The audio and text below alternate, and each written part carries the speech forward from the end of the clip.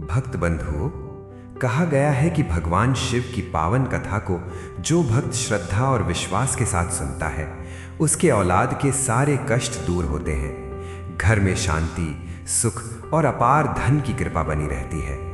लेकिन शास्त्रों में यह भी वर्णित है कि जो भक्त शिव कथा को बीच में छोड़ देता है, वो स्वयं अपने सौभाग्य से दूर हो जाता है।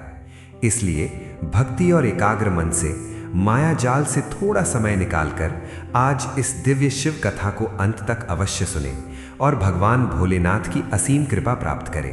कहा जाता है कि शिव कथा सुनने मात्र से मन के भय, तनाव और नकारात्मक विचार समाप्त होने लगते हैं। जीवन में आत्मविश्वास बढ़ता है और परिवार में प्रेम व सौहार्द बना रहता है। जो भक्त नियमित रूप से शिव कथा सुनता है, उसके कार्यों में आ रही बाधाएं धीरे धीरे दूर होने लगती हैं। रोग कष्ट कम होते हैं और घर में सुख समृद्धि का वास होता है। शिव कथा हमें धैर्य, विश्वास और भक्ति का मार्ग सिखाती है। ये कथा केवल सुनने की नहीं, बल्कि जीवन में उतारने की प्रेरणा देती है, जिससे हमारा जीवन पवित्र और सफल बनता है। इसलिए इस पावन अवसर पर पूरे श्रद्धा भाव से कथा को अंत तक अवश्य सुनें। कमेंट में हर हर महादेव लिखें और हमारे भक्ति चैनल श्री ज्ञान को सब्सक्राइब करना न भूलें। आइए शुरू करते हैं ये दिव्य शिव कथा, जिसे सुनकर भक्त का जीवन धन्य हो जाता है। प्राचीन भारत के हृदय स्थल में बसा दूधियापुर गांव अपने नाम के अनुरूप ही पवित्र और श्वेत था। यहाँ की सुबह पक्षियों के कलरव से नहीं, बल्कि घर घर में बजने वाले शंखों और महादेव के भजनों से होती थी। सरयू की एक छोटी सी सहायक नदी इस गांव के किनारे से बहती थी, जिसका जल इतना शीतल था कि थकान मिटाने के लिए केवल उसके स्पर्श की आवश्यकता होती थी। इसी गांव की एक संकरी गली के अंत में संतोष का छोटा सा घर था। घर की दीवारें कच्ची मिट्टी की थीं, लेकिन उनकी पुताई इतनी सफेद थी कि उनमें साक्षात सात्विकता झलकती थी। संतोष, जैसा उसका नाम था वैसा ही उसका स्वभाव भी था। वो एक ऐसा किसान था जिसके पास भूमि तो नहीं थी, लेकिन उसके मन में संतोष का वो विशाल साम्राज्य था जिसे बड़े बड़े सम्राट भी तरसते थे। संतोष का दिन सूर्योदय से पूर्व ही प्रारंभ हो जाता था। वो उठते ही अपनी हथेलियों के दर्शन करता और भगवान शिव का ध्यान धरता। उसके लिए परिश्रम ही पूजा थी। गांव के धनेश्वर सेठ की दुकान पर काम करना उसकी आजीविका का साधन था, लेकिन उसका मन सदैव कैलाशपति के चरणों में अटका रहता था। संतोष जब गांव की गलियों से निकलता तो उसकी आंखों में एक अजीब सी चमक होती थी। वो चमक जो केवल उन लोगों के पास होती है जिन्होंने अपनी इच्छाओं को ईश्वर की इच्छा में विलीन कर दिया हो। वो गांव के हर वृद्ध का सम्मान करता और हर बालक से ऐसे मिलता मानो वो साक्षात बाल गणेश का रूप हो। गांव के लोग कहते थे कि संतोष के हाथ में वो जादू है कि वो जिस सूखी लकड़ी को भी छू दे, वो महादेव की कृपा से हरी हो जाए। संतोष की पत्नी मनु इस कथा की वो धुरी है जिसके बिना भक्ति की पूर्णता संभव नहीं थी। मनु का व्यक्तित्व गंगा की धारा की तरह शांत और गहरा था। वो न केवल एक आदर्श गृहिणी थी, बल्कि वो संतोष की आध्यात्मिक शक्ति भी थी। मनु का पूरा जीवन भगवान शिव की सेवा में समर्पित था। उसके घर के आंगन में एक छोटा सा शिवलिंग स्थापित था, जिसे उसने स्वयं अपनी श्रद्धा से प्राण प्रतिष्ठित किया था। प्रतिदिन ब्रह्म मुहूर्त में उठकर वो नदी से जल लाती और बेल पत्रों के साथ महादेव का अभिषेक करती। उसके लिए सोमवार का दिन किसी महान उत्सव से कम नहीं था। उस दिन वो निराहार रहकर शिव चर्चा करती और शाम को जब संतोष थका हारा घर लौटता तो वो उसे शिव कथा सुनाकर उसकी सारी थकान हर लेती थी। इन दोनों का प्रेम भी किसी अलौकिक शक्ति से कम नहीं था। संतोष और मनु के बीच कभी कोई विवाद नहीं होता था, क्योंकि उनका केंद्र बिंदु एक ही था, महादेव। उनके घर में धन का अभाव जरूर था, लेकिन प्रेम की प्रचुरता थी। संतोष जो कुछ भी कमा कर लाता, मनु उसे बड़े ही सहेज कर रखती और उसमें से एक हिस्सा सदैव अतिथि सत्कार या गौ सेवा के लिए निकाल कर रखती थी। वे दोनों मानते थे कि घर की बरकत पैसे से नहीं, बल्कि उस भाव से आती है जिससे हम दूसरों की सहायता करते हैं। दूधियापुर के लोग अक्सर उनके घर के सामने से गुजरते समय रुक जाते थे, क्योंकि वहां से उठने वाली धूप की सुगंध और शिव आरती के स्वर मन को शांति प्रदान करते थे।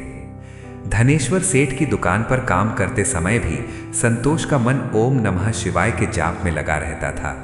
वो बोरी उठाता तो शिव का नाम लेता, अनाज तौलता तो शिव का नाम लेता। सेठ धनेश्वर, जो धन के अहंकार में चूर था, उसे संतोष का ये व्यवहार अक्सर खटकता था। सेठ को लगता था कि उसकी दुकान संतोष की मेहनत से नहीं बल्कि उसकी चतुराई से चल रही है।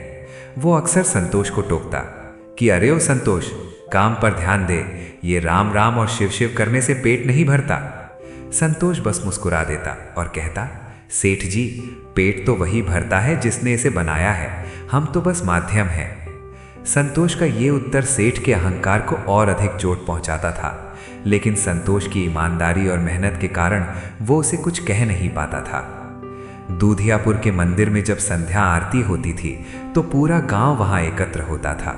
संतोष और मनु उस भीड़ में सबसे पीछे खड़े होते थे, लेकिन उनकी भक्ति सबसे आगे होती थी। मनु के कंठ से जब शिव स्तुति निकलती थी तो ऐसा प्रतीत होता था मानो नंदी स्वयं कान लगाकर सुन रहे हों। संतोष ढोलक और मंजीरों की थाप पर इतना लीन हो जाता था कि उसे अपने शरीर की सुध भी नहीं रहती थी। वो भक्ति का वो पराकाष्ठा थी जहां भक्त और भगवान के बीच का पर्दा गिर जाता है। लोग कहते थे कि संतोष की प्रार्थना सीधे केदारनाथ पहुंचती है। उस छोटे से घर में शाम का भोजन भी एक अनुष्ठान की तरह होता था। मिट्टी के चूल्हे पर बनी रोटियां और सरसों का साग जो मनु बड़े चाव से बनाती थी, संतोष के लिए किसी 56 भोग से कम नहीं था। भोजन करने से पूर्व वे भगवान को भोग लगाते, फिर स्वयं ग्रहण करते। उनके जीवन की सरलता ही उनकी सबसे बड़ी ताकत थी। उन्हें न तो महलों की चाह थी और न ही स्वर्ण आभूषणों का लोभ। उनके पास जो कुछ था वे उसे ही शिव का आशीर्वाद मानकर शिरोधार्य करते थे। संतोष अक्सर मनु से कहता, मनु, भगवान ने हमें ये मनुष्य तन दिया है और अपनी भक्ति दी है, इससे बड़ा धन और क्या हो सकता है। मनु बस अपनी सहमति में सिर हिला देती और उसकी आंखों में संतोष के प्रति सम्मान और गहरा हो जाता। गांव के अन्य किसान जो कर्ज और चिंताओं के बोझ तले दबे रहते थे, वे अक्सर संतोष से पूछते कि भाई, तेरे पास तो खुद का खेत भी नहीं है, फिर भी तेरे चेहरे पर इतनी शांति कैसे रहती है। संतोष उत्तर देता, खेत तो सारा संसार उसी का है, मैं तो बस उसकी बनाई सृष्टि में एक छोटा सा अंश हूँ। चिंता करके क्या होगा, चिंता करने वाला तो वो बैठा है जो चींटी को भी दाना देता है और हाथी को भी गन्ना। संतोष की ये विचारधारा केवल बातों तक सीमित नहीं थी, उसने इसे अपने आचरण में उतार लिया था। उसकी यही सादगी उसे गांव के अन्य लोगों से अलग और श्रेष्ठ बनाती थी। दूधियापुर की गलियों में बहने वाली ये भक्ति की धारा संतोष और मनु के जीवन के माध्यम से साक्षात शिव तत्व का साक्षात्कार करा रही थी। यहाँ न कोई दिखावा था, न कोई आडंबर, केवल शुद्ध मन और पवित्र आत्मा का संगम था। संतोष का भोलापन और मनु की गहराई मिलकर एक ऐसी आधारशिला तैयार कर रहे थे जिस पर आगे चलकर ईश्वरीय लीला का भव्य भवन निर्मित होना था। ये अध्याय उस प्रारंभिक शांति का चित्रण है जो किसी बड़े तूफान या बड़े चमत्कार से पूर्व आती है। संतोष और मनु का ये जीवन हमें बताता है कि शांति कहीं बाहर नहीं बल्कि हमारे अपने भीतर के संतोष और ईश्वर के प्रति हमारे अटारपण में छिपी है। दूधियापुर गांव में संतोष और मनु का जीवन एक शांत सरिता की तरह बह रहा था। उनके घर में प्रेम की कमी नहीं थी, परिश्रम का सम्मान था और महादेव की भक्ति का अखंड प्रकाश था। किंतु जैसे ही संध्या ढलती और गांव के अन्य घरों से बच्चों के हंसने और खेलने की आवाजें आती, मनु के हृदय में एक अनजानी टीस उठती थी। वो अक्सर अपने आंगन में खड़ी होकर पड़ोसी के बच्चों को मिट्टी में खेलते देखती और उसकी आंखों के कोर भीग जाते। संतोष जब काम से लौटता तो वो मनु की उदासी को भांप लेता। वो जानता था कि मनु के मौन में कौन सा दर्द छिपा है। रसोइया सजी होती, भोजन तैयार होता, लेकिन उस घर के पालने में कोई हलचल नहीं थी। मनु का मातृत्व उसे हर पल झकझोरता था। वो सोचती कि क्या महादेव उसके भाग्य में ये सुख लिखना भूल गए हैं। गांव की कुछ महिलाएं जब कुएं पर पानी भरने आती तो अनजाने में ही उसे बांझ कहकर उसके जख्मों पर नमक छिड़क देती थीं। वे कहती, अरे मनु, इतनी पूजा पाठ का क्या लाभ अगर कोख ही सूनी रह गई। मनु उन बातों को चुपचाप पी जाती, लेकिन रात के सन्नाटे में उसके तकिए आंसुओं से भीग जाते। संतोष उसे ढांढस बंधाता और कहता, मनु, महादेव जो करते हैं अच्छा ही करते हैं। शायद वे हमारी भक्ति की परीक्षा ले रहे हैं। हमारे पास एक दूसरे का साथ है, क्या ये पर्याप्त नहीं? संतोष के शब्द मरहम का काम तो करते, लेकिन एक माँ के हृदय की प्यास तो केवल संतान ही बुझा सकती थी। एक रात मनु ने स्वप्न में देखा कि भगवान शिव के गण और माता पार्वती एक छोटे से बालक को गोद में लिए उनके आंगन में खड़े हैं। वो बालक सूर्य के समान तेजस्वी था। जब मनु ने उसे गोद लेने के लिए हाथ बढ़ाया तो स्वप्न टूट गया। उस दिन से मनु के मन में एक दृढ़ निश्चय जाग उठा। उसने तय किया कि वो केवल याचना नहीं करेगी, बल्कि अपनी तपस्या से महादेव को विवश कर देगी। उसने संतोष से कहा, स्वामी, मैं जानती हूँ कि हमारे प्रारब्ध में कुछ अवरोध हैं, लेकिन मैं भगवान भोलेनाथ के प्रति पूर्ण समर्पित होना चाहती हूँ। मैं अब से 16 सोमवार का कठोर व्रत रखूंगी। मनु का संकल्प अटूट था। प्रत्येक सोमवार को वो सूर्योदय से बहुत पहले उठती। कड़कड़ाती ठंड हो या मूसलाधार बारिश, वो नंगे पांव नदी तक जाती और वहां से जल भर कर लाती। वो पूरे दिन अन्न का त्याग कर देती और केवल महादेव के नाम का स्मरण करती। सोमवार के दिन वो घर को गोबर से लीपती, सुंदर रंगोली बनाती और बेलपत्रों को बड़ी श्रद्धा से शिवलिंग पर अर्पित करती। वो मंदिर की सफाई करती और वहां आने वाले वृद्धों की सेवा करती। उसकी इस कठिन साधना को देखकर संतोष का हृदय भी पसीज जाता। वो भी मनु का साथ देने के लिए सोमवार को मंदिर में दीप प्रज्वलित करने का नियम बना चुका था। ये वेदना केवल मनु की नहीं थी, संतोष भी भीतर ही भीतर टूटता था। जब वो धनेश्वर सेठ की दुकान पर काम करता और देखता कि सेठ अपने पुत्र को व्यापार सिखा रहा है, तो उसे अपनी वंश वृद्धि की चिंता सताती। उसे डर लगता कि उसके बाद उसके पूर्वजों का तर्पण कौन करेगा।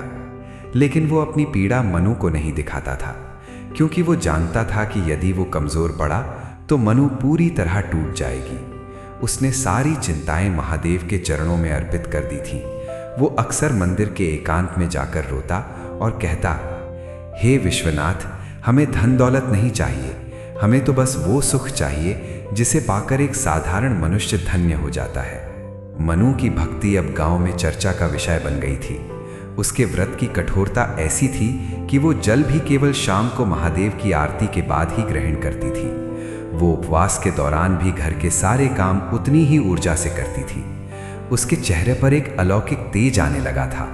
वो टीस जो पहले उसे कमजोर करती थी, अब उसकी शक्ति बन गई थी। उसने दुख को ही अपनी साधना का मार्ग बना लिया था। वो कहती थी, महादेव परीक्षा ले रहे हैं तो मैं भी पीछे नहीं हटूंगी। वे मेरे पिता हैं, क्या पिता अपनी पुत्री की पुकार अनसुनी कर सकते हैं? एक सोमवार की बात है, जब मनु मंदिर में अखंड ज्योत जला रही थी तो उसे ऐसा लगा जैसे शिवलिंग से एक दिव्य प्रकाश निकला और उसके हृदय में समा गया। उस दिन उसे असीम शांति का अनुभव हुआ। उसकी वो मूक वेदना जो उसे बरसों से कचोट रही थी, अचानक शांत हो गई। उसे आभास हो गया कि महादेव ने उसकी पुकार सुन ली है। वो घर लौटी तो उसके चेहरे पर एक मुस्कान थी जिसे देखकर संतोष चकित रह गया। मनु ने कहा, स्वामी, अब चिंता की कोई बात नहीं, भोलेनाथ ने रास्ता दिखा दिया है, वे अवश्य हमारे घर आएंगे। संतोष और मनु का ये कालखंड धैर्य की पराकाष्ठा था। उन्होंने सिखाया कि जब अभाव बड़ा हो तो प्रार्थना को और बड़ा कर देना चाहिए। निसंतान होने का जो अभिशाप समाज उन पर मढ़ना चाहता था, उसे उन्होंने अपनी भक्ति के वरदान में बदल दिया।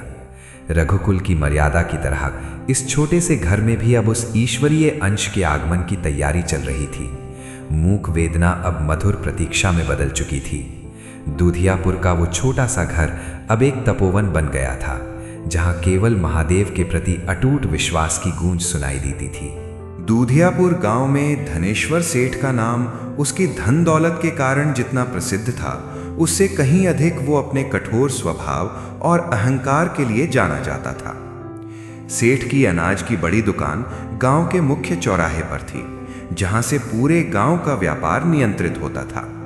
धनेश्वर सेठ का मानना था कि इस दुनिया में लक्ष्मी ही सर्वोपरि है।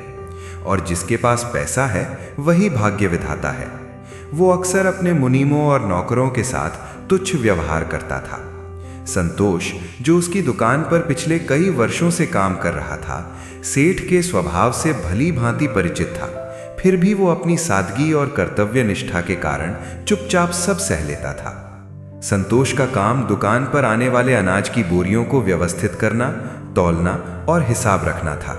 वो अपना काम इतनी ईमानदारी से करता था कि सेठ चाहकर भी उसमें कोई कमी नहीं निकाल पाता था। लेकिन संतोष की एक बात सेठ को बहुत चुभती थी, उसकी शिव भक्ति। संतोष जब भी बोरियां उठाता, उसके मुख से हर हर महादेव का स्वर निकलता। जब वो खाली समय में बैठता तो अपनी छोटी सी माला निकालकर जप करने लगता। सेठ धनेश्वर इसे समय की बर्बादी मानता था। वो अक्सर ऊंची आवाज में कहता, अरे ओ संतोष, ये माला फेरने से अनाज की बोरियां खुद ब खुद नहीं उठ जाएंगी। देख, ये सारा साम्राज्य मेरी बुद्धि और पैसे से खड़ा हुआ है। तेरे उस अदृश्य भगवान ने मुझे एक कौड़ी भी नहीं दी। संतोष सेठ की इन बातों को सुनकर भी शांत रहता था।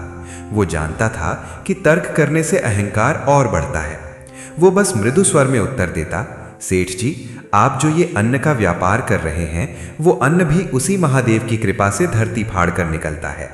पैसा तो हाथ की मैल है, आज आपके पास है, कल कहीं और होगा, पर भगवान का नाम सदा साथ रहता है। संतोष की ये दार्शनिक बातें सेठ को और अधिक चिढ़ा देती थी। सेठ को लगता था कि एक मामूली नौकर उसे ज्ञान दे रहा है।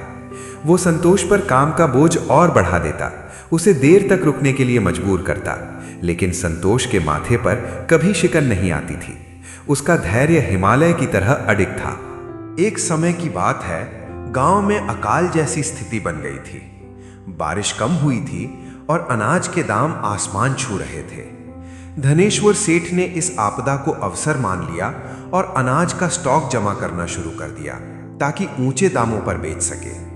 संतोष को यह देखकर बहुत दुख होता था कि गरीब ग्रामीण दाने दाने को तरस रहे हैं और सेठ गोदामों में ताले लगा रहा है। एक दिन एक वृद्ध महिला दुकान पर आई और रोते हुए बोली, सेठ जी, मेरा पोता 2 दिन से भूखा है, थोड़ा सा अनाज दे दो, पैसे फसल आने पर चुका दूंगी। सेठ ने उसे धुतकार दिया और कहा, यहाँ कोई दानशाला नहीं खुली है, पैसे लाओ और अनाज ले जाओ। संतोष से यह देखा नहीं गया। उसने अपनी उस दिन की मजदूरी के पैसे सेठ के गल्ले में रखे और अपनी जेब से कुछ अनाज निकालकर उस बुढ़िया को दे दिया। जब सेठ को यह पता चला तो वो आग बबूला हो गया। उसने भरी सभा में संतोष का अपमान किया और कहा, तू मेरी दुकान पर काम करता है या यहाँ महात्मा बनकर बैठा है? मेरी अनुमति के बिना तूने अनाज कैसे दिया? याद रख, तेरी हैसियत मेरे जूतों के बराबर भी नहीं है। अगर तुझे इतनी ही दया आती है तो जा अपने शिव से कह कि वो तुझे नया काम दे दे, क्योंकि यहाँ तेरी दाल नहीं गलेगी। संतोष ने तब भी सिर झुकाए रखा। उसने कोई पलटवार नहीं किया, क्योंकि मनु ने उसे सिखाया था कि क्षमा ही सबसे बड़ा बल है। धनेश्वर सेठ का अहंकार दिन ब दिन बढ़ता जा रहा था। वो गांव के शिव मंदिर के जीर्णोद्धार के लिए भी 1 पैसा देने को तैयार नहीं था, जबकि वो अपनी हवेली में कीमती पत्थर लगवा रहा था। वो अक्सर संतोष को चिढ़ाने के लिए कहता, देख संतोष, तू दिन रात महादेव महादेव करता है, फिर भी फटे हाल है, और मैं हूं कि कभी मंदिर की सीढ़ी भी नहीं चढ़ा, फिर भी तिजोरियां भरी पड़ी हैं। इससे सिद्ध होता है कि भगवान केवल कमजोरों का सहारा है, ताकतवरों के पास तो दौलत होती है। संतोष मन ही मन महादेव से प्रार्थना करता कि प्रभु, इस अभागे को सद्बुद्धि देना, क्योंकि इसे नहीं पता कि ये क्या कह रहा है। संतोष का धैर्य वास्तव में उसकी आंतरिक शक्ति का प्रमाण था। वो सेठ की गालियों को शिव का प्रसाद मानकर पी जाता था। वो जानता था कि बुरा वक्त तो कट जाता है, पर बुरा आचरण आत्मा को दूषित कर देता है। मनु भी उसे हमेशा समझाती थी कि स्वामी, सेठ का धन उसका प्रारब्ध है, पर आपका संतोष आपका भाग्य है। संतोष और मनु का घर अब भी उसी सादगी में था, जबकि सेठ की हवेली चमक रही थी। लेकिन गांव वाले जानते थे कि असली शांति किसके घर में है। धनेश्वर सेठ के घर में वैभव तो था, पर नींद नहीं थी। संतोष के घर में अभाव था, पर चैन की नींद थी। एक दिन सेठ ने संतोष को एक बहुत ही अपमानजनक कार्य सौंप दिया, जो उसके पद और गरिमा के विरुद्ध था। उसने जानबूझकर ऐसा किया ताकि संतोष का धैर्य टूट जाए और वो कोई गलती कर बैठे। सेठ चाहता था कि संतोष गिड़गिड़ाए और स्वीकार करे कि पैसा ही भगवान है, लेकिन संतोष ने वो कार्य भी मुस्कुराते हुए पूरा किया। सेठ चकित रह गया।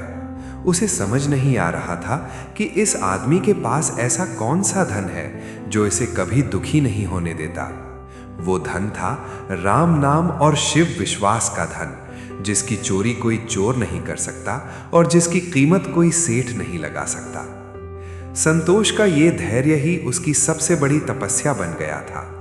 वो दुकान पर घंटों पसीना बहाता, सेठ की झिड़कियां सुनता, लेकिन जैसे ही शाम को मंदिर की घंटी बजती उसका सारा क्लेश मिट जाता। वो सरयू में स्नान करता और अपनी सारी थकान जल में प्रवाहित कर देता। उसे विश्वास था कि महादेव सब देख रहे हैं और समय आने पर वे न्याय अवश्य करेंगे। धनेश्वर सेठ का अहंकार उसे विनाश की ओर ले जा रहा था, जबकि संतोष का धैर्य उसे ईश्वरीय साक्षात्कार की ओर ले जा रहा था। ये अध्याय इन दो विपरीत विचारधाराओं के संघर्ष का जीवंत चित्रण है, जो हमें सिखाता है कि सत्य को परेशान किया जा सकता है, पराजित नहीं। दूधियापुर गांव में सावन का पवित्र महीना लग चुका था। चारों ओर हरियाली थी और शिव मंदिरों में बम बम भोले के जयकारे गूंज रहे थे।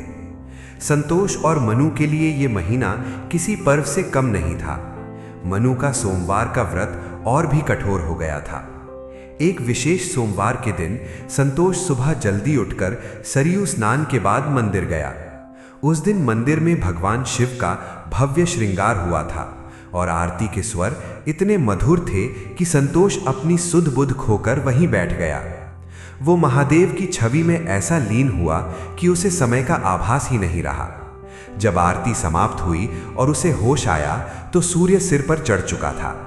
उसे याद आया कि आज सेठ की दुकान पर अनाज की बड़ी खेप आने वाली थी और उसे पहुंचने में बहुत देर हो गई थी। संतोष हांफता हुआ धनेश्वर सेठ की दुकान पर पहुंचा। वहां सेठ पहले से ही क्रोध में लाल पीला हो रहा था। जैसे ही उसने संतोष को देखा, उसका अहंकार ज्वालामुखी की तरह फट पड़ा। सेठ ने चिल्लाकर कहा, कहां मर गया था तू? जानता है कितनी बड़ी हानि हुई है? गाड़ियां खड़ी रहीं और तू कहीं पत्थर की मूर्ति के आगे हाथ जोड़े बैठा था। संतोष ने अत्यंत विनम्रता से हाथ जोड़कर कहा, सेठ जी, आज सावन का सोमवार था। आरती में मन ऐसा लगा कि समय का पता ही नहीं चला। मुझे क्षमा कर दीजिए, मैं अभी सारा काम दुगनी मेहनत से पूरा कर दूंगा। लेकिन धनेश्वर सेठ का अहंकार आज 7वें आसमान पर था। उसे संतोष की यह सरलता और भक्ति सदा से खटकती थी। उसने सबके सामने ताना मारते हुए कहा, सुन ओ संतोष, तेरे इस भगवान से कुछ नहीं होने वाला। ये दुनिया पैसे के दम पर चलती है और वो पैसा मेरे पास है। तुझे रोटी मैं देता हूं, तेरा घर मेरे टुकड़ों पर चलता है। अगर तुझे पूजा ही करनी है तो मेरी कर, क्योंकि तेरा असली भगवान मैं हूं। या तो आज से ये ढोंग बंद कर और काम पर ध्यान दे, या फिर यहां से अभी दफा हो जा। सेठ के इन शब्दों ने संतोष के हृदय को छलनी कर दिया था। अब तक वो अपनी व्यक्तिगत गालियां सह लेता था, लेकिन आज सेठ ने उसके आराध्या और उसकी भक्ति का अपमान किया था। संतोष की आंखों में आंसू तो थे, लेकिन उनमें आत्मसम्मान की एक चमक भी थी। उसने अपनी कमर से दुकान की चाबियां निकाली और उन्हें सेठ के सामने मेज पर रख दिया। उसने शांत स्वर में कहा, सेठ जी, अब तक मैं सोचता था कि आप केवल कठोर हैं, पर आज पता चला कि आप अंधे भी हैं। आप जिसे पत्थर कह रहे हैं वही इस सृष्टि का आधार है। आपने मुझे अन्न देने का दंभ भरा है, पर आप भूल गए कि वो अन्न उगाने की शक्ति भी वही महादेव देते हैं। जिस काम के लिए मुझे अपने महादेव का अपमान सहना पड़े, वो काम मेरे लिए विष के समान है। मैं जा रहा हूं, अब महादेव ही मेरा मार्ग तय करेंगे। संतोष के इस निर्णय से पूरी दुकान में सन्नाटा छा गया। सेठ को लगा था कि संतोष डर जाएगा और पैर पकड़ लेगा, क्योंकि उसके पास आजीविका का कोई और साधन नहीं था। लेकिन संतोष तो उस शिव का भक्त था जो शमशान में रहकर भी शहंशाह है। संतोष बिना पीछे मुड़े घर की ओर चल दिया। रास्ते भर उसके मन में एक ही विचार था, अब क्या होगा? घर में अनाज कम है, बचत भी सीमित है और मन्नू की आशाएं। लेकिन जैसे ही वो घर पहुंचा, और उसने मन्नू को सारी बात बताई, मन्नू की प्रतिक्रिया ने उसे अचंभित कर दिया। मन्नू ने संतोष के चेहरे पर दुख के बादल देखे तो उसने मुस्कुराकर उनके हाथ थाम लिए। मन्नू ने कहा, स्वामी, आपने आज जो किया उस पर मुझे गर्व है। जो ईश्वर पक्षियों को चुगा देता है और पत्थर के भीतर रहने वाले जीव को भी भोजन कराता है, क्या वो हमें भूखा सोने देगा? सेठ का धन तो आज है, कल नहीं, पर हमारा धर्म शाश्वत है। चलिए मंदिर चलते हैं, वहीं से हमें नया रास्ता मिलेगा। दोनों पति पत्नी उसी क्षण शिव मंदिर की ओर चल दिए। मंदिर की चौखट पर माथा टेकते ही संतोष को ऐसा लगा मानो उसका सारा बोझ महादेव ने अपने कंधों पर ले लिया हो। संतोष और मन्नू ने मंदिर के एकांत कोने में बैठकर घंटों प्रार्थना की। वहां न कोई सेठ का शोर था, न काम का दबाव, वहां केवल शांति थी। संतोष ने महादेव के चरणों में अपना सर्वस्व अर्पित कर दिया था। उसने तय किया कि वो अब किसी अभिमानी की चाकरी नहीं करेगा, बल्कि स्वयं पसीना बहाकर अपनी माटी से अन्न उपजाएगा। उस रात घर में चूल्हा तो जला, पर भोजन सादा था। फिर भी उस सादे भोजन में जो स्वाद था, वो सेठ की दी हुई मजदूरी के पकवानों में कभी नहीं था। ये भक्ति बनाम अहंकार की लड़ाई में भक्ति की पहली वैचारिक विजय थी। दुधियापुर गांव में ये चर्चा फैल गई कि संतोष ने सेठ की नौकरी छोड़ दी है। लोग उसे मूर्ख कह रहे थे कि इस अकाल के समय में कोई हाथ आई नौकरी छोड़ता है क्या? लेकिन संतोष और मन्नू के मन में रत्ती भर भी संशय नहीं था। वे जानते थे कि जब एक द्वार बंद होता है तो महादेव 10 नए द्वार खोल देते हैं। इस परित्याग ने संतोष को मानसिक रूप से स्वतंत्र कर दिया था। अब वो किसी का नौकर नहीं, बल्कि साक्षात महादेव का शरणागत था। उसकी इस शिव शरण ने उसके जीवन की नई पटकथा लिखनी शुरू कर दी थी। धनेश्वर सेठ की दुकान छोड़ने के बाद संतोष के पास ना तो कोई निश्चित आय थी और ना ही भविष्य की कोई ठोस योजना, किंतु उसके पास वो था जो बड़े बड़े धनवानों के पास नहीं होता, अब है। मनु ने अपने बक्से से अपनी बरसों की जमा पूंजी और कुछ छोटे मोटे गहने निकाले। उसने संतोष के हाथों में उन्हें रखते हुए कहा, स्वामी, ये सोने के टुकड़े किसी काम के नहीं, यदि ये हमारे स्वाभिमान और भक्ति के आड़े आए। इन्हें बेच दीजिए और गांव की सीमा पर जो छोटी सी बंजर जमीन है उसे खरीद लीजिए। मुझे विश्वास है कि महादेव उस पत्थर में भी जान फूंक देंगे। संतोष ने नम आंखों से उन गहनों को देखा। उसने गांव के एक भले सुनार के पास जाकर उन्हें बेचा और उस धन से गांव के किनारे की वो जमीन खरीद ली जिसे सब अनुपजाऊ मानकर छोड़ चुके थे। सावन का महीना अपने पूरे यौवन पर था। आकाश घने काले बादलों से घिरा रहता था। संतोष ने किसी की परवाह किए बिना उस कड़ी जमीन पर हल चलाना शुरू किया। वो सुबह सूर्योदय से पहले खेत पर पहुंचता और हर हर महादेव के जयकारे के साथ कुदाल चलाता। पसीने से तरबतर संतोष जब मिट्टी में मिलता तो ऐसा लगता मानो वो कोई किसान नहीं, बल्कि धरती माता की सेवा करने वाला कोई सन्यासी हो। अचानक एक दोपहर जब संतोष खेत में काम कर रहा था, आसमान से शीतल बूंदें गिरने लगी। देखते ही देखते मूसलाधार वर्षा होने लगी। दूधियापुर की सूखी धरती प्यास बुझाने लगी। संतोष वर्षा के जल में भीगते हुए नाचने लगा। उसे लगा मानो स्वयं गंगा जी महादेव की जटाओं से निकलकर उसके खेत को आशीर्वाद देने आई हैं। उसने पूरी निष्ठा के साथ खेत में बीज बोए। गांव के लोग जो कल तक उसे नौकरी छोड़ने पर मूर्ख कह रहे थे, वे अब उसकी मेहनत और समय की अनुकूलता देखकर चकित थे। वर्षा ऐसी हुई कि उस बंजर मानी जाने वाली जमीन से भी नन्ही नन्ही कोपलें फूट पड़ी। किंतु महादेव की अनुकंपा केवल खेत तक सीमित नहीं रहने वाली थी। एक तरफ खेत में हरियाली आ रही थी तो दूसरी तरफ मनु की साधना भी फलीभूत हो रही थी। जिस सोमवार के व्रत और मन्नत के लिए मनु ने अपनी आत्मा निचोड़ दी थी, उसका फल अब उसके गर्भ में पल रहा था। पूरे घर का वातावरण बदल गया था। संतोष जब शाम को खेत से लौटता तो मनु के चेहरे पर वो दिव्य चमक देखता जिसे देखकर उसकी सारी दिन भर की थकान मिट जाती। वो छोटा सा घर जो कल तक सूना और उदास था, अब एक पवित्र ऊर्जा से भर गया था। वो शुभ घड़ी भी आ गई जब सावन के अंतिम सोमवार को, जब मंदिर में शंख गूंज रहे थे, मनु ने एक अत्यंत सुंदर और तेजस्वी पुत्र को जन्म दिया। बालक के मुख पर ऐसी आभा थी मानो साक्षात पूर्णिमा का चांद धरती पर उतर आया हो। संतोष के हर्ष का कोई ठिकाना न रहा। उसने बालक को अपनी बाहों में लिया और सीधे महादेव के चित्र के सामने ले जाकर साष्टांग दंडवत किया। पूरे गांव में खुशी की लहर दौड़ गई। संतोष ने अपने पुत्र का नाम गणेश रखा, क्योंकि उसे विश्वास था कि ये बालक उसके जीवन के समस्त विघ्नों को हरने वाला साक्षात ईश्वरीय उपहार है। उस वर्ष संतोष के खेत में ऐसी फसल हुई जैसी पूरे दूधियापुर में किसी की नहीं हुई थी। फसल के दाने सोने की तरह चमक रहे थे। संतोष को समझ आ गया कि जिस रोटी का घमंड धनेश्वर सेठ कर रहा था, वो रोटी सेठ नहीं बल्कि महादेव का आशीर्वाद प्रदान करता है। संतोष और मनु अब अपने छोटे से गणेश के साथ उस खुशहाल जीवन की शुरुआत कर रहे थे जिसका उन्होंने सपना देखा था। घर में अन्न के भंडार भरने लगे और आंगन में बालक की किलकारियां गूंजने लगी। दूधियापुर के खेतों में संतोष की मेहनत अब लहरा रही थी। गेहूं की बालियां सोने की तरह चमक रही थीं और गांव का हर व्यक्ति दांतों तले उंगली दबा रहा था कि जिस जमीन को सबने बंजर मान लिया था, वहां इतनी समृद्ध फसल कैसे हो सकती है। संतोष और मनु की आंखों में एक नया सपना पल रहा था।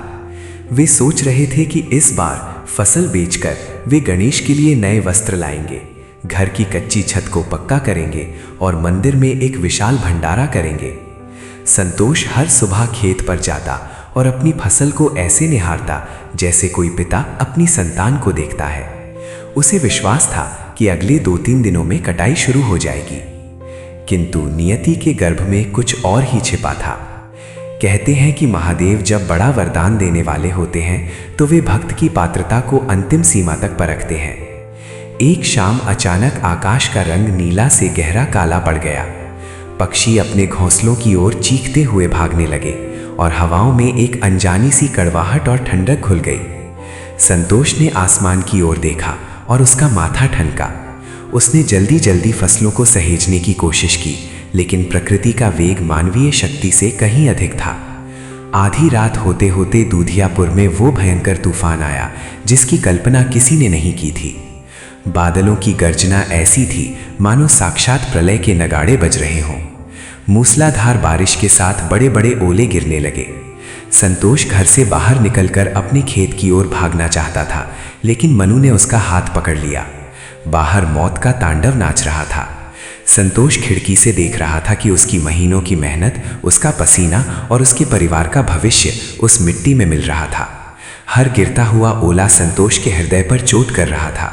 वो चीखना चाहता था, पूछना चाहता था कि हे महादेव, ये कैसा न्याय है। अभी तो खुशियों ने कदम रखा ही था, फिर ये वज्रपात क्यों।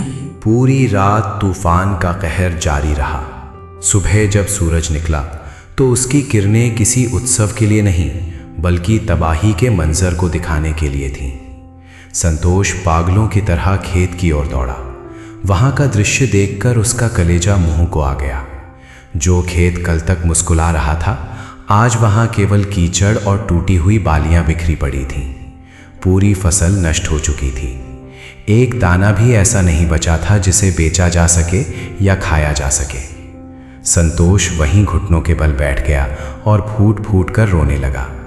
उसके मुंह से शब्द नहीं निकल रहे थे, बस एक मूक रुदन था जो आकाश को चीर रहा था। मनु भी वहां पहुंच गई। उसने जब उस उजड़े हुए खेत को देखा तो उसकी आंखों से भी आंसू बह निकले, लेकिन उसने अपने धैर्य को नहीं खोया। उसने संतोष के कंधे पर हाथ रखा और कहा, स्वामी उठिए, ये मिट्टी महादेव की है, ये फसल उनकी थी और ये तूफान भी उन्हीं की आज्ञा से आया है। जो उन्होंने दिया था वही उन्होंने ले लिया। क्या हमारी भक्ति केवल फसल तक ही सीमित थी? संतोष ने तड़प कर कहा, मनु, फसल की बात नहीं है, हमारे घर में अन्न का एक दाना नहीं बचा है। कर्ज कैसे चुकाएंगे? गणेश का क्या होगा? दूधियापुर के लोग वहां जमा होने लगे। धनेश्वर सेठ भी अपनी पालकी से वहां से गुजर रहा था। उसने संतोष की हालत देखकर एक कुटिल मुस्कान के साथ कहा, देखा संतोष, मैंने कहा था ना कि यह पत्थर की पूजा काम नहीं आती। अब मांग अपने महादेव से अनाज। मेरी नौकरी में था तो कम से कम रोटी तो मिल रही थी, अब तो मिट्टी भांकने की नौबत आ गई है। सेठ की ये बातें संतोष के घावों पर मिर्च का काम कर रही थी। गांव वाले भी कानाफूसी कर रहे थे कि संतोष का भाग्य ही खराब है। तूफान ने संतोष के खेत को उजाड़ दिया था, लेकिन उसके हौसले का असली इम्तिहान अभी बाकी था। खेत की बर्बादी के गम से संतोष और मनु अभी उभर भी नहीं पाए थे कि उनके घर के आंगन में एक और संकट ने दस्तक दे दी। उनका छोटा पुत्र गणेश, जो अब तक अपनी किलकारियों से घर के दुखों को भुला देता था, अचानक तेज ज्वर, बुखार की चपेट में आ गया। बालक का शरीर तपे हुए लोहे की तरह जल रहा था। जिस घर में कल तक अन्न के भंडार भरने की उम्मीद थी, वहां आज दवा के लिए फूटी कौड़ी भी नहीं बची थी। मनु ने सारी रात गणेश को अपनी गोद में लेकर बिताई। वो ठंडे पानी की पट्टियां उसके माथे पर रखती और निरंतर ओम नमः शिवाय का जाप करती। संतोष पागलों की तरह गांव के हकीम और वैद्यों के चक्कर लगा रहा था, लेकिन वैद्य ने साफ कह दिया, संतोष, बालक की हालत नाजुक है। इसे कीमती औषधियों और विशेष देखरेख की जरूरत है, जिसके लिए तुम्हें धन की व्यवस्था करनी होगी। संतोष का हृदय ये सुनकर बैठ गया। उसकी पकी पकाई फसल मिट्टी में मिल चुकी थी। घर में बचा हुआ अनाज भी तूफान की भेंट चढ़ गया था। अब वो धन कहां से लाए? दुख का ये दोहरा प्रहार किसी भी साधारण मनुष्य को तोड़ देने के लिए पर्याप्त था। एक तरफ भूख और दूसरी तरफ पुत्र की बीमारी। संतोष ने गांव के कुछ लोगों से मदद मांगी, लेकिन अकाल और तूफान की मार सब पर पड़ी थी। धनेश्वर सेठ के पास जाने का विचार संतोष के मन में एक बार आया, लेकिन उसे सेठ की वो बातें याद आ गईं। तेरा भगवान तुझे रोटी नहीं देगा। संतोष ने निश्चय किया कि वो भूखा मर जाएगा, लेकिन उस अहंकारी के सामने महादेव के अपमान की कीमत पर हाथ नहीं फैलाएगा। मनु की स्थिति और भी दयनीय थी। एक मां के लिए उसके बच्चे का दुख दुनिया का सबसे बड़ा दंड होता है। वो शिवलिंग के सामने बैठकर रोने लगी। हे भोलेनाथ, आपने फसल ले ली, हमने उफ तक नहीं की। आपने मेहनत का फल छीन लिया, हमने उसे आपका आशीर्वाद माना। लेकिन अब इस अबोध बालक की जान पर क्यों बनाई है? क्या आपकी करुणा सूख गई है? मनु का विलाप देखकर पत्थर भी पिघल जाए, लेकिन मंदिर का वो पत्थर मौन था। संतोष ने मनु को संभाला और कहा, मनु, धीरज मत खो। अगर महादेव ने ये दुख दिया है तो वे ही इससे निकलने का मार्ग भी दिखाएंगे। हम हार नहीं मानेंगे। गणेश की तबीयत पल पल बिगड़ रही थी। उसकी आंखें बंद थीं और वो सुध-बुध खो चुका था। गांव के लोग कहने लगे कि संतोष ने सेठ का अपमान किया था, उसी का श्राप उसे लगा है। लेकिन संतोष और मनु ने इन बातों पर ध्यान नहीं दिया। उनकी पूरी दुनिया अब उस छोटे से बालक के इर्द गिर्द सिमट गई थी। संतोष ने अपनी फटी हुई चादर को ओढ़ा और गांव की ओर निकल पड़ा, इस उम्मीद में कि शायद कहीं कोई मजदूरी मिल जाए जिससे वो दवा ला। दूधियापुर गांव की वो सुबह बहुत ही उदास थी। संतोष के उजड़े हुए खेत में अभी भी कीचड़ जमा था और घर के भीतर नन्हे गणेश की धीमी सांसों की आवाज गूंज रही थी। संतोष समझ चुका था कि केवल विलाप करने से ना तो अनाज वापस आएगा और ना ही पुत्र की दवा। उसने अपने मन को पत्थर की तरह सख्त किया और महादेव के सम्मुख दीप प्रज्वलित कर संकल्प लिया कि वो अपने परिवार को इस संकट से बाहर निकाल कर रहेगा। उसने सोचा कि यदि भूमि ने इस बार साथ नहीं दिया तो वो कोई और मार्ग चुनेगा, पर परिश्रम करना नहीं छोड़ेगा। संतोष ने गांव के एक उदार हृदय वाले व्यापारी रामदीन के पास जाने का निश्चय किया। रामदीन सेठ धनेश्वर की तरह अहंकारी नहीं था। संतोष ने उसे अपनी आप बीती सुनाई और कहा, रामदीन भाई, मेरे पास गिरवी रखने के लिए कुछ नहीं है, बस ये 2 हाथ हैं और महादेव पर विश्वास है। मुझे कुछ उधार दे दो ताकि मैं कोई छोटा व्यवसाय शुरू कर सकूं। मैं अपनी देह गलाकर भी तुम्हारा कर्ज चुका दूंगा। संतोष की ईमानदारी और उसकी बेबसी देखकर रामदीन का हृदय पिघल गया। उसने बिना किसी लिखा पढ़ी के संतोष को कुछ धन दे दिया। उस धन से संतोष ने गांव के पशु मेले से 2 स्वस्थ गायें खरीदी। एक श्वेत वर्ण की थी जिसका नाम उसने गौरा रखा और दूसरी कपिला वर्ण की थी जिसका नाम नंदा रखा। संतोष इन गायों को लेकर जब अपने छोटे से घर पहुंचा तो मनु की आंखों में एक नई उम्मीद की किरण जागी। मनु ने कमजोर होने के बावजूद गायों का तिलक किया और उन्हें अपने आंगन में स्थान दिया। वो कहने लगी, स्वामी, जहाँ गौ माता का वास होता है वहाँ साक्षात लक्ष्मी और महादेव की कृपा होती है। ये पशु नहीं, हमारे परिवार के सदस्य हैं। अब संतोष का नया जीवन संघर्ष प्रारंभ हुआ। उसका दिन अब ब्रह्म मुहूर्त में सूर्य की पहली किरण से भी पहले शुरू होता था।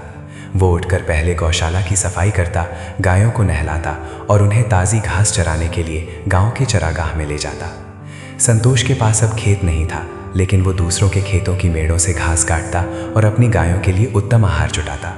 दोपहर की कड़ी धूप हो या वर्षा की फुहार, संतोष अपनी पीठ पर घास के गट्ठर लादे मीलों पैदल चलता था।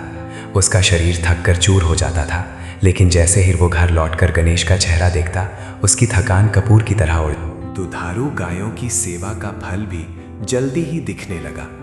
गौरा और नंदा ने प्रचुर मात्रा में दूध देना शुरू किया। वो दूध इतना शुद्ध और मीठा था कि पूरे गांव में उसकी चर्चा होने लगी। संतोष सुबह और शाम घर घर जाकर दूध बेचता। वो दूध का पात्र सिर पर रखकर निकलता और जय भोलेनाथ का जयकारा लगाता। लोग उसके दूध की गुणवत्ता और उसकी सत्यनिष्ठा के कारण उसे पसंद करने लगे। संतोष ने नियम बनाया था कि वो कभी दूध में जल की मिलावट नहीं करेगा।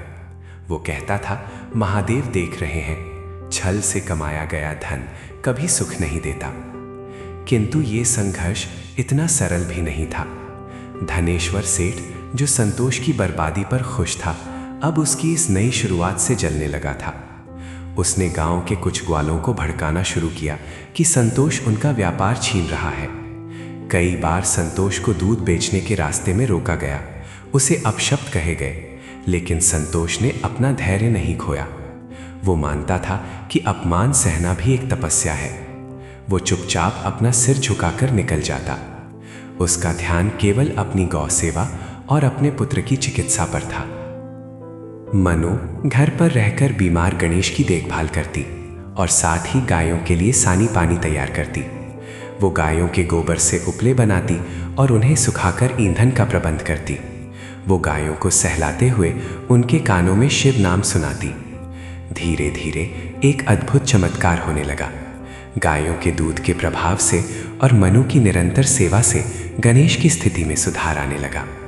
संतोष जो पैसा कमा कर लाता, उसका एक बड़ा हिस्सा वो दवाइयों में लगाता और शेष से घर का राशन लाता। उनके भोजन में अब फिर से सात्विकता और स्वाद लौटने लगा था। ये पशुपालन केवल एक व्यवसाय नहीं था, बल्कि संतोष के लिए एक साधना बन गई थी। वो गायों की आंखों में महादेव का स्वरूप देखता था। वो कहता था कि धरती माता ने भले ही इस बार अन्न नहीं दिया, लेकिन गौ माता ने अपनी ममता की धारा से हमें जीवित रखा है। संतोष की पीठ पर जो भारी बोरी का बोझ सेठ की दुकान पर होता था, अब वो बोझ अपनी गायों के चारे का था, जिसमें दास्ता की कड़वाहट नहीं बल्कि स्वामित्व का आनंद था। उसने सीखा कि जब आप झुककर सेवा करते हैं तो ईश्वर स्वयं आपका हाथ थाम लेते हैं। दूधियापुर की पथरीली गलियों में संतोष का पसीना बहता रहा। वो हर दिन नया सबक सीखता था। उसने देखा कि मेहनत कभी बेकार नहीं जाती। लोग जो उसे कल तक बांझ खेत का किसान कहकर चिढ़ाते थे, वे अब उसे गौ सेवक संतोष के नाम से सम्मान देने लगे थे। संतोष ने उन 2 गायों के माध्यम से ये सिद्ध कर दिया कि यदि मन में संतोष हो और कर्म में पवित्रता, तो विपदा की घड़ियां भी सुनहरे अवसरों में बदली जा सकती हैं। उसका आत्मविश्वास अब पहले से कहीं अधिक मजबूत था। भक्तों, संतोष का ये नया मार्ग हमें सिखाता है कि जब एक द्वार बंद होता है तो कर्मशीलता का दूसरा द्वार अवश्य खुलता है। बस शर्त यह है कि हम निराशा के वशीभूत होकर बैठ ना जाएं। संतोष ने अपने पशुओं में भगवान को देखा और उन पशुओं ने उसे जीवन का आधार दिया। ये अध्याय उस अटल सत्य का प्रतीक है कि परिश्रम ही सबसे बड़ी पूजा है और गौ सेवा से बढ़कर कोई पुण्य नहीं है। गांव में अब संतोष का जीवन एक नई लय पकड़ चुका था। गौ सेवा और दूध बेचने के कठिन परिश्रम से घर में 2 वक्त की रोटी का प्रबंध होने लगा था। किंतु संकट अभी पूरी तरह टला नहीं था। गणेश की बीमारी ने घर की सारी जमा पूंजी सोख ली थी और उधार लिया गया कर्ज अभी भी संतोष के कंधों पर बोझ बनकर खड़ा था। संतोष और मनु स्वयं आधा पेट खाकर अपना दिन गुजारते थे ताकि गायों के लिए उत्तम चारा और गणेश के लिए औषधियां खरीदी जा सकें। उनके जीवन में सादगी अब तपस्या का रूप ले चुकी थी। एक दोपहरी की बात है जब सूरज आग उगल रहा था और गांव की गलियों में सन्नाटा पसरा था। संतोष दूध बेचकर अभी लौटा ही था और थका हारा आंगन में बैठा था। मनु रसोई में उस दिन का बचा हुआ थोड़ा सा दूध और एक बासी रोटी सहेज कर रख रही थी ताकि शाम को गणेश को खिला सके। तभी उनके द्वार पर एक अत्यंत वृद्ध साधु का आगमन हुआ। साधु के वस्त्र जर्जर थे, उनके चेहरे पर गहरी झुर्रियां थी और आंखों में एक ऐसी शांति थी जिसे देखकर मन स्वतः झुक जाए। साधु ने क्षीण स्वर में पुकारा, भिक्षाम देहि। माई, बहुत प्यास लगी है और कंठ सूख रहा है, क्या थोड़ा जल और ग्रास मिलेगा? मनु बाहर आई और उसने साधु की अवस्था देखी। उसका हृदय करुणा से भर उठा। उसने देखा कि साधु भूख और प्यास से व्याकुल है। उसने अंदर जाकर देखा तो घर में अतिथि को देने के लिए केवल वही दूध और रोटी बची थी जो उसने गणेश के लिए बचा कर रखी थी। एक तरफ ममता थी जो अपने बीमार बच्चे के हिस्से का अन्न किसी को देने से हिचक रही थी, और दूसरी तरफ धर्म था जो कहता था कि द्वार पर आए अतिथि को खाली हाथ भेजना महापाप है। मनु का मन एक क्षण के लिए डोल गया, लेकिन तभी उसने संतोष की ओर देखा। संतोष की आंखों में वही शिव तत्व की चमक थी। उसने बिना कुछ कहे मनु को संकेत किया कि अतिथि ही साक्षात शिव है।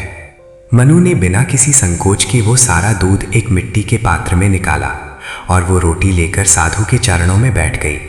उसने बड़े ही प्रेम और आदर के साथ साधु को वो भोजन परोसा। साधु ने बड़े चाव से वो भोजन ग्रहण किया और तृप्ति की एक गहरी सांस ली। संतोष ने साधु के चरणों को शीतल जल से पखारा और उन्हें पंखा झलने लगा। उस समय संतोष और मनु ये भूल गए कि उनके अपने घर में शाम को चूल्हा जलेगा या नहीं। उनके लिए उस समय उस भूखे साधु की तृप्ति ही सबसे बड़ा स्वर्ग था। भोजन के उपरांत गांव में अब संतोष का जीवन एक नई लय पकड़ चुका था। गौ सेवा और दूध बेचने के कठिन परिश्रम से घर में 2 वक्त की रोटी का प्रबंध होने लगा था, किंतु संकट अभी पूरी तरह टला नहीं था। गणेश की बीमारी ने घर की सारी जमा पूंजी सोख ली थी और उधार लिया गया कर्ज अभी भी संतोष के कंधों पर बोझ बनकर खड़ा था। संतोष और मनु स्वयं आधा पेट खाकर अपना दिन गुजारते थे ताकि गायों के लिए उत्तम चारा और गणेश के लिए औषधियां खरीदी जा सके। उनके जीवन में सादगी अब तपस्या का रूप ले चुकी थी। एक दोपहरी की बात है जब सूरज आग उगल रहा था और गांव की गलियों में सन्नाटा पसरा था। संतोष दूध बेचकर अभी लौटा ही था और थका हारा आंगन में बैठा था। मनु रसोई में उस दिन का बचा हुआ थोड़ा सा दूध और एक बासी रोटी सहेज कर रख रही थी ताकि शाम को गणेश को खिला सके। तभी उनके द्वार पर एक अत्यंत वृद्ध साधु का आगमन हुआ। साधु के वस्त्र जर्जर थे, उनके चेहरे पर गहरी झुर्रियां थी और आंखों में एक ऐसी शांति थी जिसे देखकर मन स्वतः झुक जाए। साधु ने क्षीण स्वर में पुकारा, भिक्षाम देहि। माई, बहुत प्यास लगी है और कंठ सूख रहा है, क्या थोड़ा जल और ग्रास मिलेगा? मनु बाहर आई और उसने साधु की अवस्था देखी। उसका हृदय करुणा से भर उठा। उसने देखा कि साधु भूख और प्यास से व्याकुल है। उसने अंदर जाकर देखा तो घर में अतिथि को देने के लिए केवल वही दूध और रोटी बची थी जो उसने गणेश के लिए बचाकर रखी थी। एक तरफ ममता थी जो अपने बीमार बच्चे के हिस्से का अन्न किसी को देने से हिचक रही थी, और दूसरी तरफ धर्म था जो कहता था कि द्वार पर आए अतिथि को खाली हाथ भेजना महापाप है। मनु का मन एक क्षण के लिए डोल गया, लेकिन तभी उसने संतोष की ओर देखा। संतोष की आंखों में वही शिव तत्व की चमक थी। उसने बिना कुछ कहे मनु को संकेत किया कि अतिथि ही साक्षात शिव है। मनु ने बिना किसी संकोच के वो सारा दूध एक मिट्टी के पात्र में निकाला और वो रोटी लेकर साधु के चरणों में बैठ गई। उसने बड़े ही प्रेम और आदर के साथ साधु को वो भोजन परोसा। साधु ने बड़े चाव से वो भोजन ग्रहण किया और तृप्ति की एक गहरी सांस ली। संतोष ने साधु के चरणों को शीतल जल से पखारा और उन्हें पंखा झलने लगा। उस समय संतोष और मनु ये भूल गए कि उनके अपने घर में शाम को चूल्हा जलेगा या नहीं। उनके लिए उस समय उस भूखे साधु की तृप्ति ही सबसे बड़ा स्वर्ग था। भोजन के उपरांत साधु के चेहरे पर एक अलौकिक कांति आ गई। उन्होंने अपनी आंखें बंद की और कुछ क्षणों के लिए ध्यानस्थ हो गए। फिर उन्होंने अपनी आंखें खोलीं और मनु के सिर पर हाथ रखकर आशीर्वाद दिया। बेटी, जिस कोख ने और जिस हृदय ने अपने भूखे बालक का अन्न त्याग कर एक अपरिचित साधु को तृप्त किया है, वो कभी अभाव में नहीं रह सकता। तेरा विश्वास ही तेरी सबसे बड़ी शक्ति है। शीघ्र ही तेरे घर में खुशियों का ऐसा सूर्य उदय होगा जिसका प्रकाश कभी धूमिल नहीं पड़ेगा। जा, तेरा पुत्र अब स्वस्थ होगा और तेरी माटी फिर से सोना उगलेगी। साधु के जाने के पश्चात जैसे ही वे घर के भीतर मुड़े, एक चमत्कार हुआ। गणेश, जो हफ्तों से बिस्तर पर पड़ा था और बोलने की शक्ति खो चुका था, अचानक उठकर बैठ गया और उसने पुकारा, मां, मुझे भूख लगी है। संतोष और मनु के आश्चर्य और हर्ष का ठिकाना न रहा। वे दोनों गणेश की ओर दौड़े और उसे गले लगा लिया। गणेश का शरीर अब ज्वर से मुक्त था और उसके चेहरे पर वही पुरानी रौनक लौट आई थी। ये केवल एक साधु का आशीर्वाद नहीं था, बल्कि मनु की निस्वार्थ करुणा का फल था, जिसने साक्षात मृत्यु के द्वार से अपने पुत्र को खींच लिया था। उसी शाम जब संतोष गौशाला में गया तो उसने देखा कि उसकी गायों ने उस दिन पहले से कहीं अधिक दूध दिया था, मानो गौ माता भी उस साधु सेवा से प्रसन्न हो उठी थी। संतोष का मन उत्साह से भर गया। उसे समझ आ गया कि ईश्वर केवल पत्थर की मूर्तियों में नहीं, बल्कि दीन दुखियों की सेवा में बसते हैं। मनु ने संतोष से कहा, स्वामी, आज मुझे समझ आया कि सच्ची भक्ति केवल व्रत रखने में नहीं, बल्कि अपना हिस्सा दूसरों को देने में है। उस साधु के रूप में साक्षात महादेव हमारे द्वार पर आए थे। इस चमत्कार ने संतोष और मनु के भीतर एक नई ऊर्जा भर दी। अब उनके पास न केवल उम्मीद थी, बल्कि साक्षात ईश्वरीय प्रमाण था। अभावों के बीच की गई वो सेवा उनके जीवन का टर्निंग पॉइंट यानी निर्णायक मोड़ बन गई। धनेश्वर सेठ के अहंकार ने उन्हें गरीबी दी थी, लेकिन एक साधु की दुआ ने उन्हें वो समृद्धि देने का मार्ग प्रशस्त कर दिया जो संसार की कोई तिजोरी नहीं दे सकती थी। साधु के चेहरे पर एक अलौकिक कांति आ गई। उन्होंने अपनी आंखें बंद की और कुछ क्षणों के लिए ध्यानस्थ हो गए। फिर उन्होंने अपनी आंखें खोली और मनु के सिर पर हाथ रखकर आशीर्वाद दिया। बेटी, जिस कोख ने और जिस हृदय ने अपने भूखे बालक का अन्न त्याग कर एक अपरिचित साधु को तृप्त किया है, वो कभी अभाव में नहीं रह सकता। तेरा विश्वास ही तेरी सबसे बड़ी शक्ति है। शीघ्र ही तेरे घर में खुशियों का ऐसा सूर्य उदय होगा जिसका प्रकाश कभी धूमिल नहीं पड़ेगा। जा, तेरा पुत्र अब स्वस्थ होगा और तेरी माटी फिर से सोना। साधु के जाने के पश्चात जैसे ही वे घर के भीतर मुड़े, एक चमत्कार हुआ। गणेश, जो हफ्तों से बिस्तर पर पड़ा था और बोलने की शक्ति खो चुका था, अचानक उठकर बैठ गया और उसने पुकारा, माँ, मुझे भूख लगी है। संतोष और मनु के आश्चर्य और हर्ष का ठिकाना न रहा। वे दोनों गणेश की ओर दौड़े और उसे गले लगा लिया। गणेश का शरीर अब ज्वर से मुक्त था और उसके चेहरे पर वही पुरानी रौनक लौट आई थी। ये केवल एक साधु का आशीर्वाद नहीं था, बल्कि मनु की निस्वार्थ करुणा का फल था, जिसने साक्षात मृत्यु के द्वार से अपने पुत्र को खींच लिया था। उसी शाम जब संतोष गौशाला में गया तो उसने देखा कि उसकी गायों ने उस दिन पहले से कहीं अधिक दूध दिया था, मानो गौ माता भी उस साधु सेवा से प्रसन्न हो उठी थी। संतोष का मन उत्साह से भर गया। उसे समझ आ गया कि ईश्वर केवल पत्थर की मूर्तियों में नहीं, बल्कि दीन दुखियों की सेवा में बसते हैं। मनु ने संतोष से कहा, स्वामी, आज मुझे समझ आया कि सच्ची भक्ति केवल व्रत रखने में नहीं, बल्कि अपना हिस्सा दूसरों को देने में है। उस साधु के रूप में साक्षात महादेव हमारे द्वार पर आए थे। इस चमत्कार ने संतोष और मनु के भीतर एक नई ऊर्जा भर दी। अब उनके पास न केवल उम्मीद थी, बल्कि साक्षात ईश्वरीय प्रमाण था। अभावों के बीच की गई वो सेवा उनके जीवन का टर्निंग पॉइंट, निर्णायक मोड़ बन गए। धनेश्वर सेठ के अहंकार ने उन्हें गरीबी दी थी, लेकिन एक साधु की दुआ ने उन्हें वो समृद्धि देने का मार्ग प्रशस्त कर दिया जो संसार की कोई तिजोरी नहीं। साधु के आशीर्वाद और गणेश के स्वास्थ्य लाभ के बाद संतोष के मन में एक नया आत्मविश्वास जाग उठा था। यद्यपि तूफान ने उसकी पहली फसल उजाड़ दी थी, लेकिन उस मिट्टी के प्रति उसका मोह और समर्पण कम नहीं हुआ था। संतोष ने एक दिन सूर्योदय के समय अपने उस बंजर खेत की मेड़ पर खड़े होकर आकाश की ओर देखा। उसकी आंखों में पश्चाताप नहीं, बल्कि एक नया संकल्प था। उसने मनु से कहा, मनु, गौ सेवा ने हमें जीवित रखा और महादेव ने हमारे पुत्र को बचाया। अब समय है कि मैं अपनी माटी का ऋण चुकाऊं और फिर से हल उठाऊं।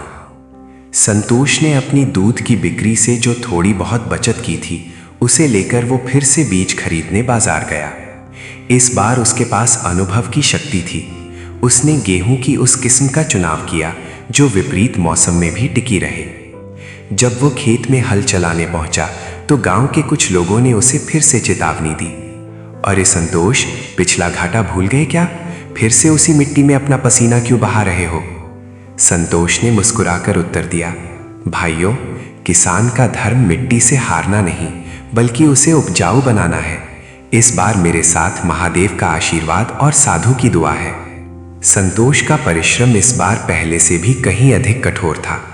वो दिन में गायों की सेवा करता और दूध बेचता, और रात के सन्नाटे में चंद्रमा की रोशनी में अपने खेत की रखवाली करता। उसने जल संचयन की एक नई तकनीक अपनाई और प्राकृतिक खाद का उपयोग किया, जो उसने अपनी गायों के गोबर से स्वयं तैयार की थी। मनु भी उसके साथ कंधे से कंधा मिलाकर काम करती थी। वो गणेश को गोद में लेकर खेत पर आती और संतोष के लिए प्रेम पूर्वक बनाया हुआ भोजन लाती। वो छोटा सा बालक गणेश अब पूरी तरह स्वस्थ था और अपने पिता को काम करते देख ताली बजाता था। उस वर्ष प्रकृति ने भी संतोष की भक्ति के आगे शीश झुका दिया।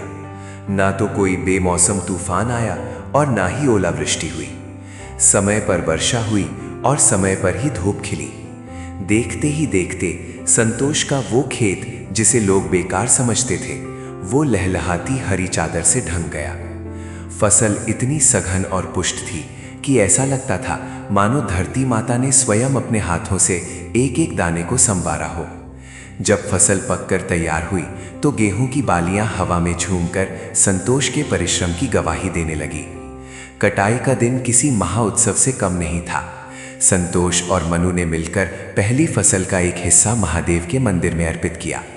जब संतोष अपनी उपज लेकर मंडी पहुंचा तो व्यापारी उसके गेहूं की गुणवत्ता देखकर दंग रह गए। धनेश्वर सेठ की दुकान के सामने से जब अनाज की लदी हुई गाड़ियां निकली तो सेठ का मुंह उतर गया। संतोष की फसल पूरे जिले में सबसे ऊंचे दाम पर बिकी। उसके पास इतना धन आया कि उसने सबसे पहले रामदीन का सारा कर्ज ससम्मान लौटाया। रामदीन ने उसकी ईमानदारी देखकर उसे गले लगा लिया और कहा, संतोष, तेरी सफलता का राज धन नहीं बल्कि तेरी नीयत है। ऋण मुक्ति के बाद जो शेष धन बचा, उससे संतोष ने अपने परिवार के लिए एक नया और पक्का घर बनाया। वो घर आलीशान तो नहीं था, लेकिन उसमें सुख और शांति की महक थी। उसने अपनी गायों के लिए एक बड़ी और स्वच्छ गौशाला बनवाई। अब मनु को पानी भरने के लिए दूर नदी पर नहीं जाना पड़ता था, क्योंकि संतोष ने अपने आंगन में कुआं खुदवा लिया था। घर की दरिद्रता अब बीते कल की बात हो गई थी। मनु ने बड़े चाव से नए वस्त्र खरीदे और गणेश के लिए सुंदर खिलौने लाए, लेकिन उन्होंने अपनी सादगी और शिव भक्ति नहीं छोड़ी। इस समृद्धि का सबसे सुखद पहलू ये था कि संतोष अब दूसरों की मदद करने योग्य बन गया था। जिस किसी गरीब किसान को बीज की जरूरत होती या किसी बीमार को दवा की, संतोष सबसे पहले आ गया था। वो कहता, ये सब मेरा नहीं है, ये तो महादेव का दिया हुआ प्रसाद है जिसे मुझे समाज में बांटना है। संतोष की इस उदारता ने उसे पूरे दूधियापुर का सबसे प्रिय व्यक्ति बना दिया। लोग अब उसे संतोष भाई कहकर पुकारते और हर शुभ कार्य में उसकी सलाह लेते। गांव में अब समय का चक्र पूरी तरह घूम चुका था। जहां एक ओर संतोष का घर सुख समृद्धि, गौ सेवा और शिव भक्ति की सुगंध से महक रहा था, वहीं दूसरी ओर धनेश्वर सेठ की हवेली में सन्नाटा पसरने लगा था। सेठ का अहंकार जो कभी आकाश छूता था, अब उसकी अपनी ही चिंताओं के बोझ तले दबने लगा था।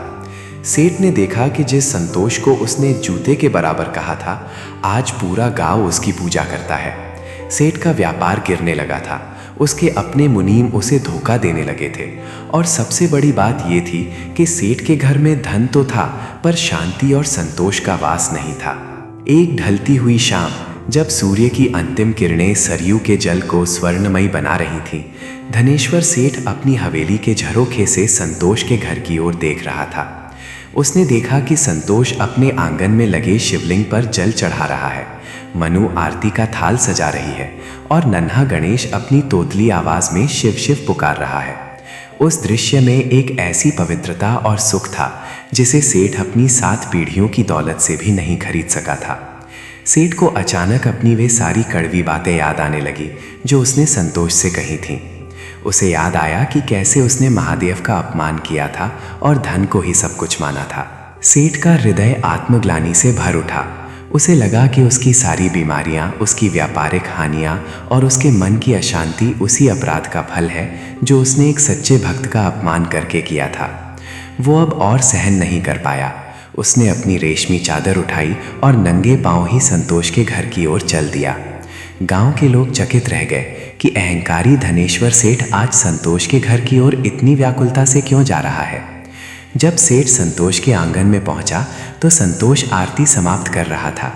जैसे ही संतोष की दृष्टि सेठ पर पड़ी, वो हड़बड़ाकर आगे बढ़ा और बोला, सेठ जी, आप यहाँ, क्या आज्ञा है मेरे लिए? चलिए अंदर बैठिए। लेकिन सेठ आज आज्ञा देने नहीं बल्कि झुकने आया था। सेठ ने बिना कुछ कहे संतोष के पैर पकड़ लिए और फपक फपक कर रोने लगा। संतोष अवाक रह गया। उसने तुरंत सेठ को उठाया और कहा, ये क्या कर रहे हैं सेठ जी?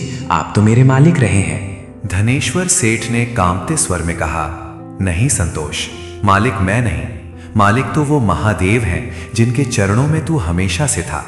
मुझे क्षमा कर दे भाई। मैंने धन के मद में अंधा होकर न केवल तेरा अपमान किया बल्कि उस सत्ता को भी चुनौती दी जो पूरे ब्रह्मांड को चलाती है।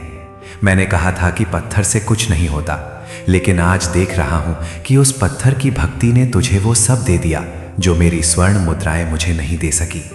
मेरा अहंकार टूट गया है संतोष। मुझे शांति चाहिए, मुझे क्षमा चाहिए। संतोष का हृदय तो पहले ही कोमलता और करुणा से भरा था। उसने सेठ के हाथ थामे और बड़े ही प्रेम से कहा, सेठ जी, पश्चाताप से बड़ा कोई प्रायश्चित नहीं है। आपने अपनी भूल स्वीकार कर ली। महादेव ने आपको उसी क्षण क्षमा कर दिया। हम तो उनके सेवक हैं। हमारे मन में आपके प्रति कोई मैल नहीं है। सुख दुख तो आते जाते हैं, लेकिन भक्ति का मार्ग कभी पुराना नहीं होता।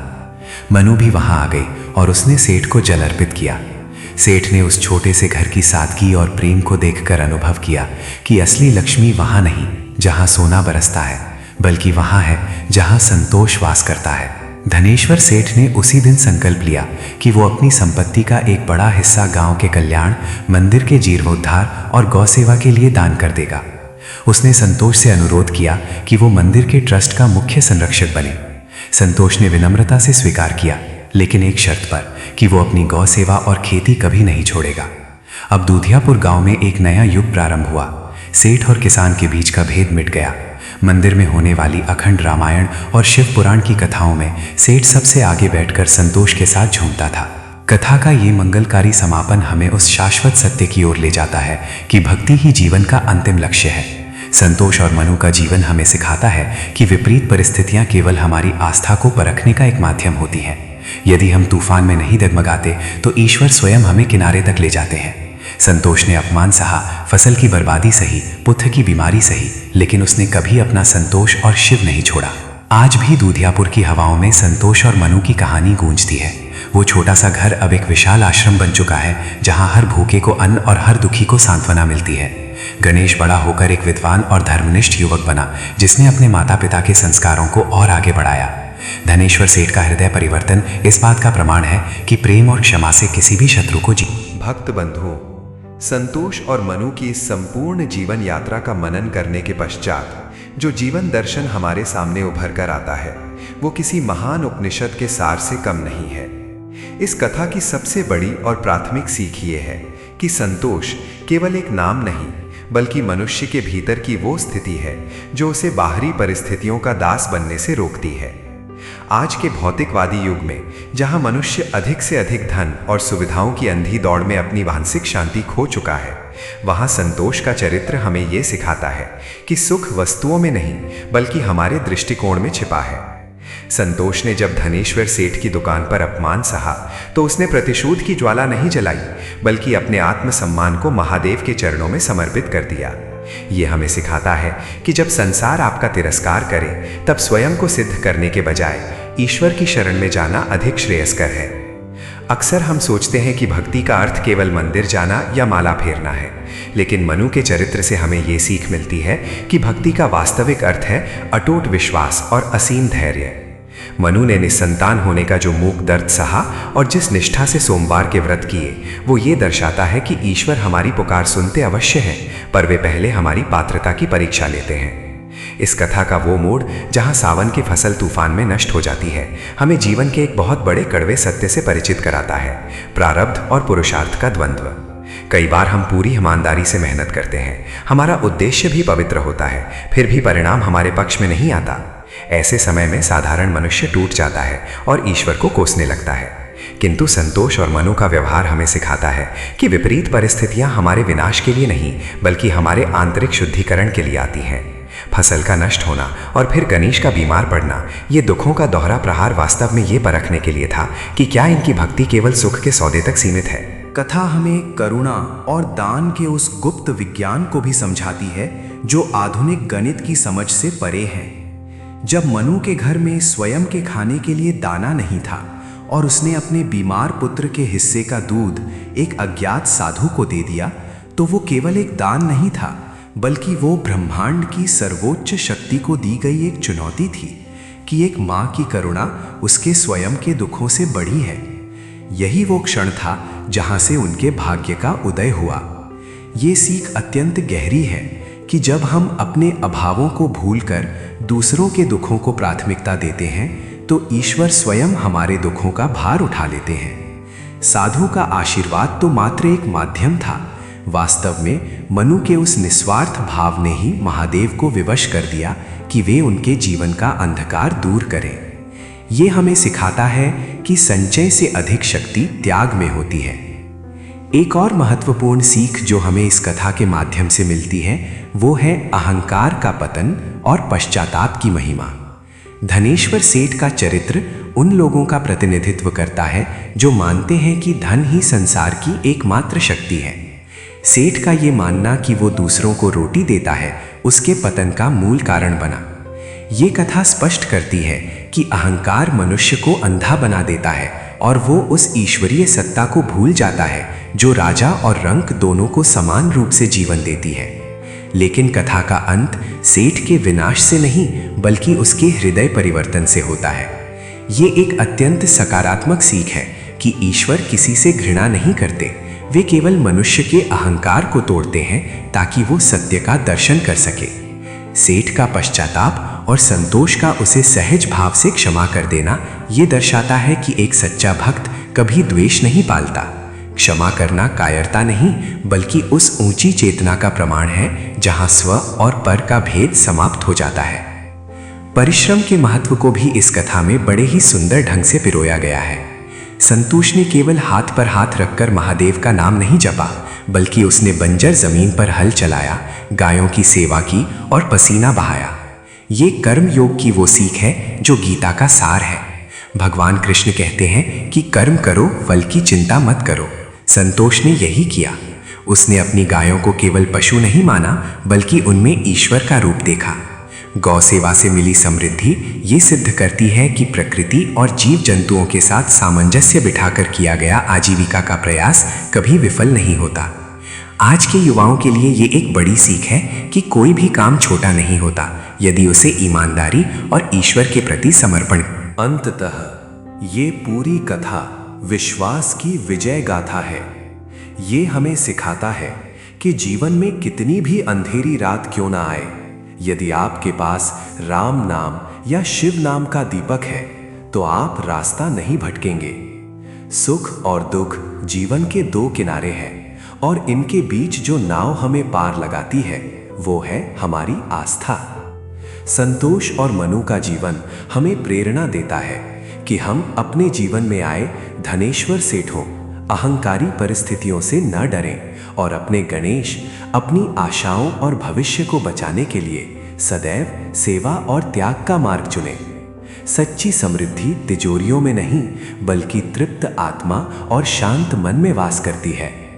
इस कथा का सार यही है कि जो व्यक्ति ईश्वर के विधान में प्रसन्न रहना सीख जाता है, पूरा संसार उसके चरणों में झुक जाता है और अंततः उसे वो शांति प्राप्त होती है जिसे ढूंढने के लिए लोग पूरी उम्र भटकते रहते हैं।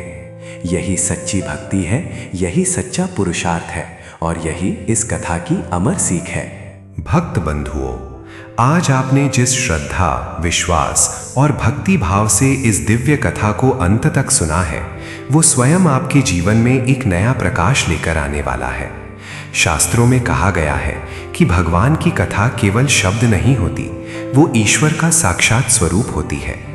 जब भी कोई भक्त मन लगाकर कथा सुनता है तो उसके जीवन के अनेक अदृश्य दुख, कष्ट और बाधाएं धीरे धीरे समाप्त होने लगती हैं।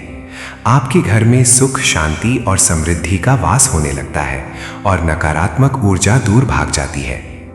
भगवान की कथा सुनना मानो अपने जीवन को पवित्र करने जैसा है।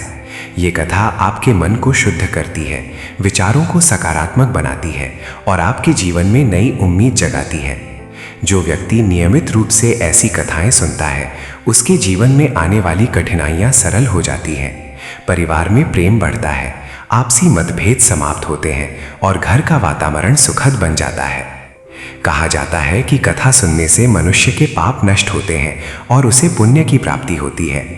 यदि आप किसी मानसिक तनाव, चिंता या परेशानी से गुजर रहे हैं तो ऐसी दिव्य कथाएं आपके मन को शांति प्रदान करती हैं।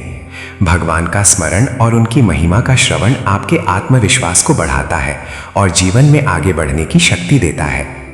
भक्त बंधुओं, यदि आपने इस कथा को सच्चे मन से सुना है तो निश्चित ही ईश्वर की कृपा आप पर बनी रहेगी। आपके जीवन की परेशानियां कम होंगी, संतान से जुड़े कष्ट दूर होंगे और आपके घर में धन, धान्य और सुख समृद्धि का आगमन होगा। ईश्वर की कृपा से आपके सभी कार्य सफल होंगे और जीवन में खुशियों की बहार आएगी।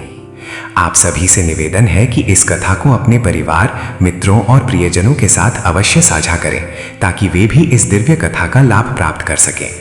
जितने अधिक लोग भगवान की कथा सुनेंगे, उतना ही अधिक पुण्य फैलेगा और समाज में सकारात्मकता बढ़ेगी। अंत में हम प्रार्थना करते हैं कि भगवान आप सभी पर अपनी असीम कृपा बनाए रखें, आपके जीवन को खुशियों से भर दें और हर कठिनाई से आपकी रक्षा करें।